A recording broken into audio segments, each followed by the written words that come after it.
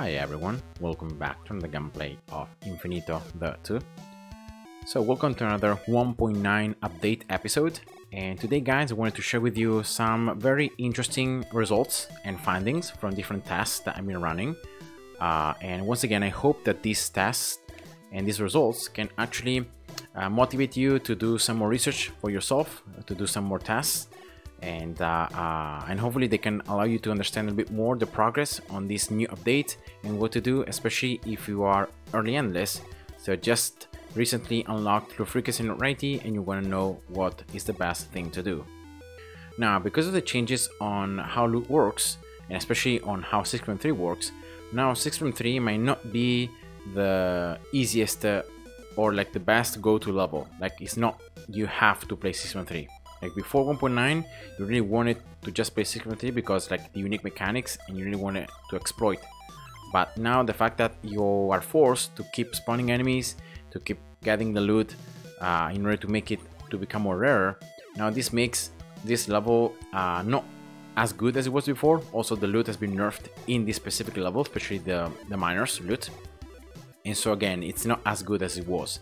But I still think that despite all these nerfs, 6.3 is still a very easy level to play on, and because of the fact that, first of all, enemies will always be very weak at the beginning. So even if your towers are not very strong, but the fact that these enemies always at the beginning, they're going to be spawned by the miner, they're always going to be very weak. So even with very weak towers, you can still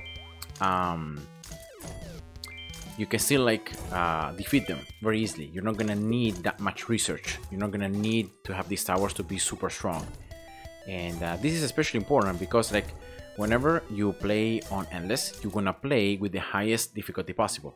Remember, the highest the difficulty, the more loot you earn. And this level is so unique because even if you play at like 900%, enemies at the beginning, as I said before, are always gonna be low HP. And so even if you have low research, right, you can still defeat the enemies, and this is a huge gain for you.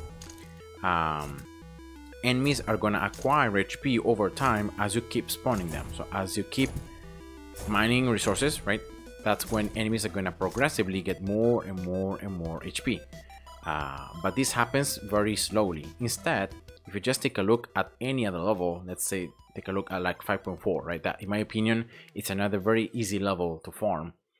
First of all, if you play at 100% difficulty, the portal is going to be at 1980%, which again, it's lower than the portal at 6.3 because the portal at 6.3 is 2500, 25 like 20%. But the portal at 6.3 only spawns the boss. In this case, the portal is going to spawn the enemies, and you can see that the HP of the enemies actually becomes insanely high very quickly. And that's a problem. Like my crusher in this case is max research, and my freezing is also max research. You're gonna see how, like at the beginning, for the first waves, my crusher can handle these enemies, but then very quickly, already at this wave 4, for these strong enemies, my crusher is gonna struggle because of the fact that crusher is only 50% efficient against these enemies. And again, I don't wanna upgrade crusher. Because like I want to simulate like having a crusher that you keep upgrading, but that is not as good. Like it doesn't have full research like mine has. And you can see how hard it is for my crusher already. Like it is just wave 7. Yes, I'm still collecting the loot, so that's fine. But like it's actually not easy to defeat the enemies. And the longer you play, like the more HP the enemies get. Like look already here. Wave 16, enemies already having 291,000 HP.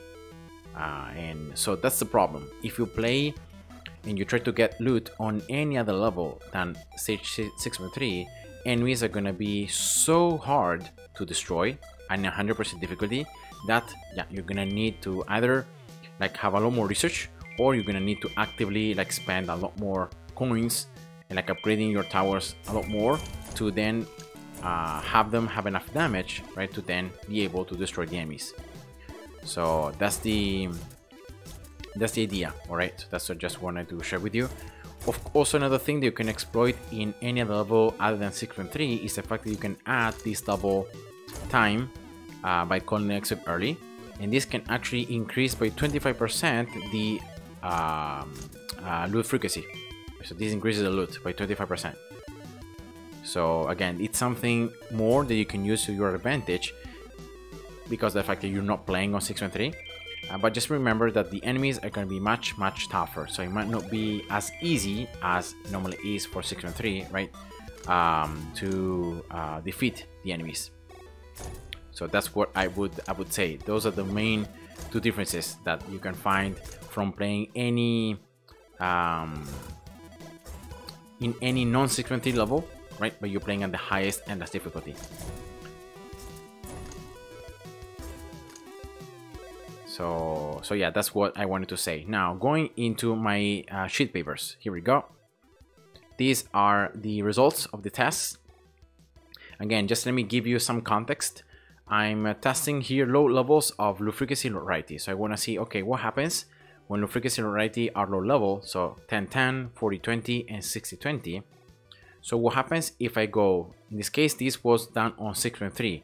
But as I said before, these findings can actually, I believe that this affects every single level in the game. Like any level, if you play for longer, so if we simulate the efficacy strategy when you're actually playing for longer or as long as you can survive, and you're trying to get your loot to become as rare as possible, right? You just keep playing.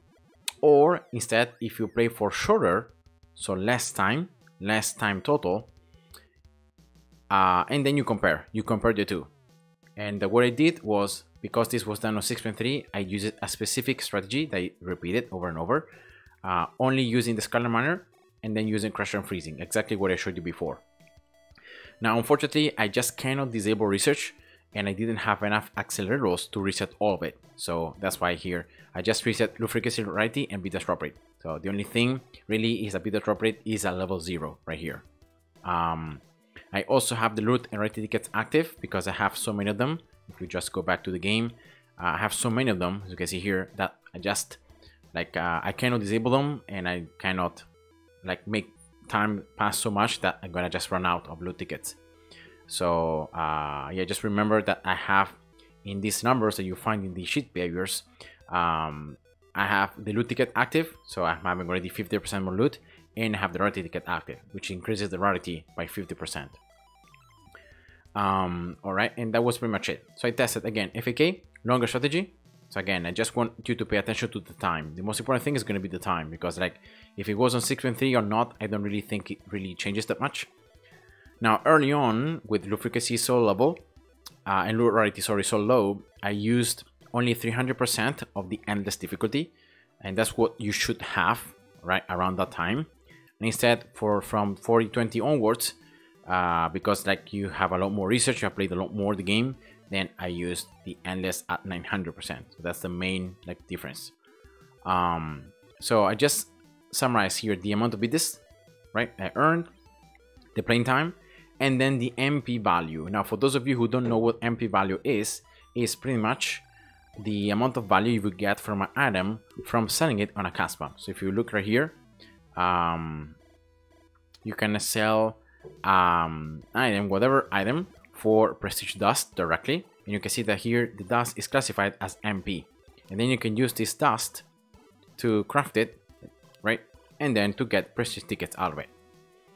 Or another thing which I recommend is to go right here, right, and you can see that each item is going to have a certain amount of MP value. So higher quality platforms in this case are going to have a higher map prestige, right, so map prestige value than other ones. And the lower you go on rarity, the lower the value is. And this affects platforms. This affects road tiles, so in this case are teleports, road items, barriers, right? Different barriers are going to have different costs depending on how many enemies they can block normally. Sources as well. Normally the sources are going to be the highest amounts of map value that you can get in your games. And portals as well. I always throw the portal around 340% difficulty just to simulate like how you would sell a normal cast map. And then the base. Of course, you can only place one base at a time.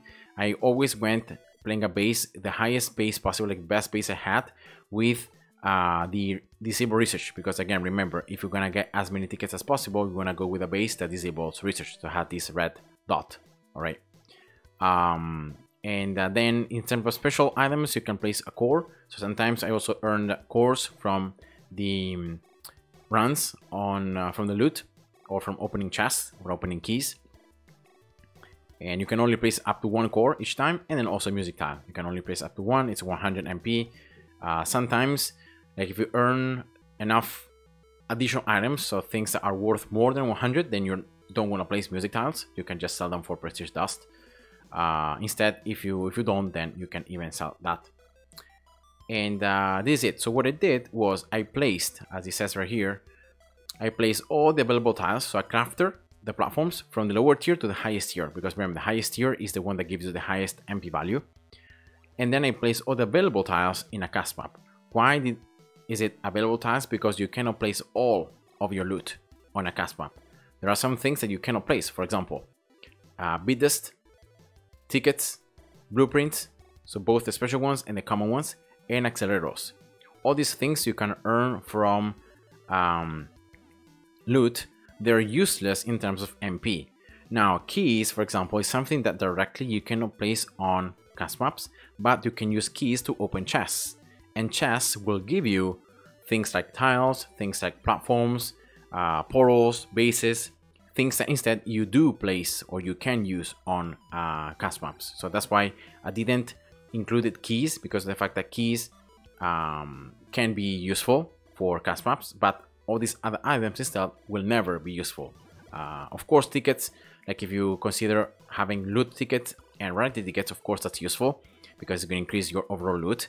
But again, directly it does not affect how many prestige tickets you earn. All right, and that was my main goal.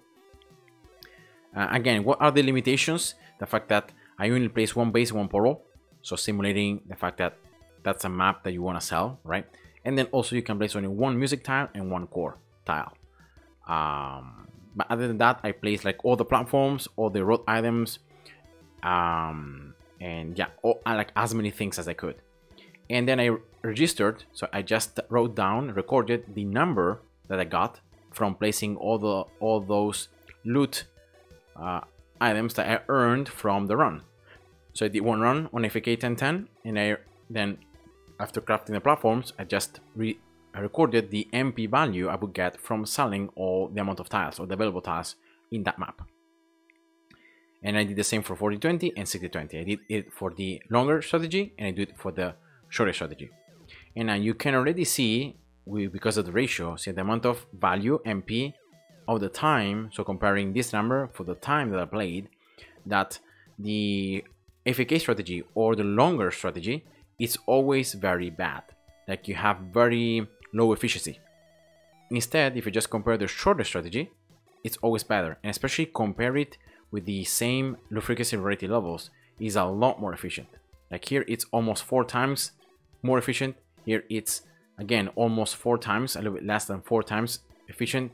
Here, it's around less than 3 times efficient, but it's always more efficient. So what this means is that because of how loot works, it's always better to play for shorter. So just play a little bit of time, and then you quit, like you close the game, you reopen a new one, and then you play from scratch, pretty much, rather than keep on playing on the same level just because you want to earn more loot. Because if you keep playing, even if you keep playing for a lot more, you don't really earn that many more items, or at least things that you can use in your cast maps. So what I checked, if you look here at the actual items, what I earn. So what I was really able to see is that by playing on the longer strategies, yes, I ended up getting a little bit more like keys sometimes, and your keys because of chests can be useful. But at the end of the day, I didn't really earn that much more of that. Like sometimes I just earned more blueprints, or I earned more bases or more portals, things that at the end of the day will not really be that useful in your custom maps, right? And so that was the main thing. Like even if I kept playing for longer, so even on the longer strategies, but I wasn't really earning useful loot. Like I was earning more blueprints, I was earning more I know, acceleros, I was earning more bases, more portals that, yes, are useful, but you can only place one of each, and or like blueprints, you cannot really get more. I was also earning a bit more bidders, but again, bidders is not useful to earn more prestige tickets. And yeah, so even if I really play for a lot more time, as you can see right here, like I played almost for 5, like the time was almost 5 times higher, but the map value wasn't really that much higher. And that's why you can see the efficiency is a lot lower on the longer strategy than on the shorter strategy.